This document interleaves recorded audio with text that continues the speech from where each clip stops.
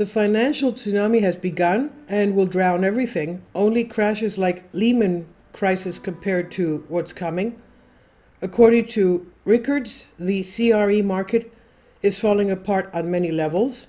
The well-known author and distinguished economist James Rickards warned once again about the strong possibility of an economic tsunami that will sweep the United States and the rest of the world. And as he points out, you probably know that Fitch downgraded the credit rating of the United States of America from AAA to AA+, and this indeed was the biggest and most important news last week. Of course, it's nothing to be happy about, and is probably unlikely to have an impact on the markets in the near term. It's more of a long-term problem. But beyond that, it's an indication that the US has charted a fiscal path that is not sustainable and may result in bankruptcy, hyperinflation, or recession. At the same time, another major credit rating agency, Moody's, issued its own downgrades, which may portend a much more immediate threat. Downgraded. On Monday, Moody's cut the credit ratings of 10 small and medium-sized U.S. banks, while putting 6 major banks on watch for possible downgrades, including Bank of New York Mellon, U.S. Bancorp, State Street, and Truist Financial. Moody's also downgraded the outlook on negative on 11 major banks, including Capital One, Citizens Financial, and Fifth Third Bancorp. And according to the House, many banks' second quarter results showed increased pressures on profit generation, which will reduce the ability of financial institutions to generate internal capital. And all this with a recession just around the corner, with economists seeing it coming in 2024. At the same time, asset quality is being corrupted due to the risks inherent in commercial real estate, CRE, portfolios. Next time, it won't be subprime mortgages.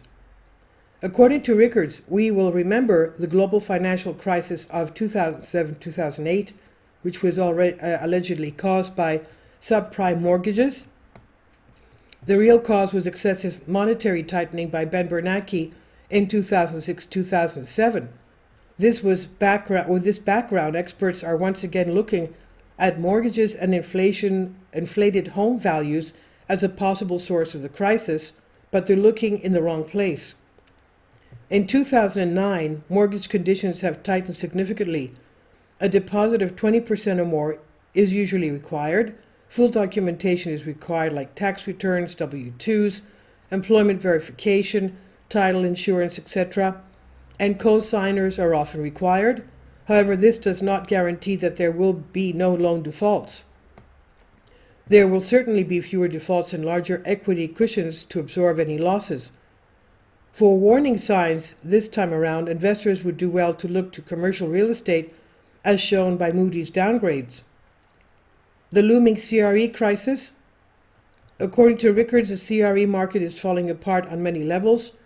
First, valuations are falling and vacancies are rising, partly in response to post-pandemic home working and general exodus from cities due to high crime and vagrancy. At some point, the owners will leave the keys with the lender and move away.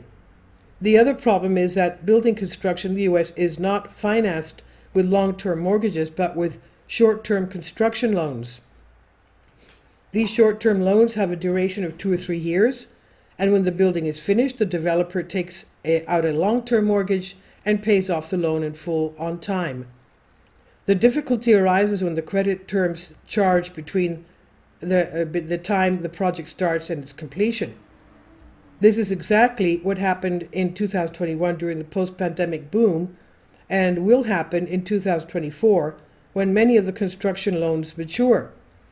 If developers do not get long-term financing on favorable terms, they will disappear, and as a result there will be successive crises and accumulated losses. I want my money back. Every financial crisis starts with problems in one particular sector and then spreads from sector to sector until the whole world screams, "I want my money back." First, an asset class shows a surprise decline. Leveraged investors sell the sinking assets, and soon it's unwanted by everyone. Investors sell good assets to raise cash to cover margin calls. This spreads panic among banks and traders who were initially unrelated to the weak asset, and soon the contagion spreads across all the banks and assets, and as everyone wants their money back at once. Banks begin to fail, panic spreads, and eventually central banks step in to separate the winners from the losers and liquidate the system in favor of the winners. Typically, small investors and some failed banks are hit hardest, while big banks are bailed out and struggling to survive, and this is what all financial panics have in common. Fighting the final battle. What's different about financial panics is not how they end, but how they begin. The crash of 1987 started with electronic trading. The 1994 panic started in Mexico. The 1997-98 panic started in Asia, emerging markets, but soon spread to Russia and the big banks. The crash of 2000 started with the dot-coms. The 2008 panic was caused by subprime loans, and the next panic may well be caused by commercial real estate defaults. The risk hasn't disappeared, it's just shifted. But today regulators are like generals fighting the last battle, Rickard says. They focus on the last war to know where the next one will start or how to fight it. They will be blindsided along with most investors. There is time to prepare, he says. Does this mean we will see a crisis tomorrow? Not necessarily.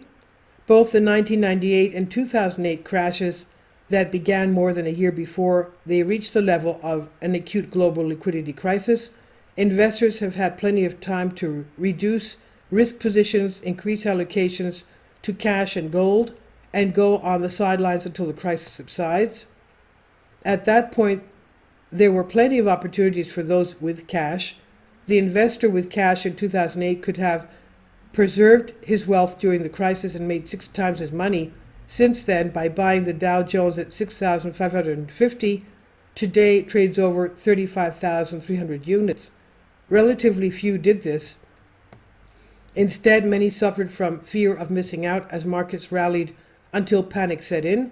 They persisted in the mistaken belief that they could get out in time if markets reversed, not realizing that reversals happen much faster than rallies. They kept the lost position hoping they would come back. They did after 10 years and so on. Investors need not worry about subprime mortgages this time, but they would do well to pay attention to the CRE sector. And this is from Banking News. I've translated for this from a Greek article. Please leave your comments and thank you for your support. Please support my Patreon account. The daily posts are 5 videos daily, and they are totally different from what I have on my YouTube channel. Thank you so much for your support and that you find all my content so interesting. You'll find the Patreon account details in the description box below.